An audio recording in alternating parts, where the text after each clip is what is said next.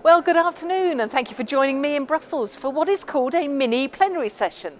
Now, unlike the 4 days spent in Strasbourg for voting purposes, the mini-plenaries involve only 2 days and a relatively lighter voting agenda. Now, this week at the European Parliament, I'm going to be discussing, considering, debating and voting on the following 3 issues. Number 1, the gender balance among judges at the European Court of Justice.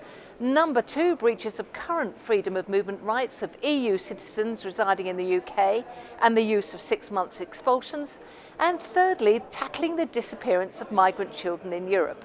But that's not forgetting that, as ever in all 3 cases, I shall be voting along lines that best reflect the sovereign interests of the United Kingdom. Now, this position is now especially important since whilst the UK remains in the European Union, the hundreds, if not thousands of votes taken each year at the Parliament will continue to affect the way in which the United Kingdom is governed.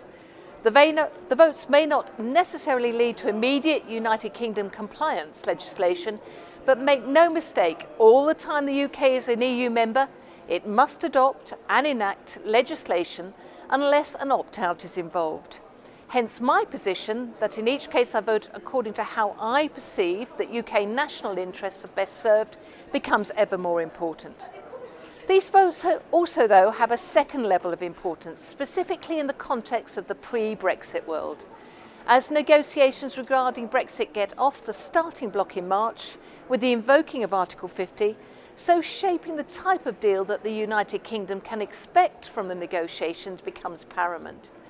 Voting by UK MEPs thus assumes an even greater level of national responsibility. Now, as a fervent leaver, my approach is likely to be vastly different to that of my Remainer colleagues, who vote according to the best interests of the EU itself.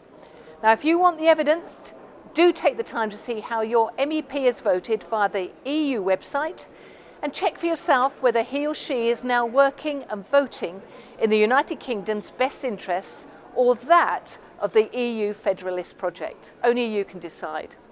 Hope you found this latest missive from Brussels of interest. Let me know with emails to my EU Parliament address.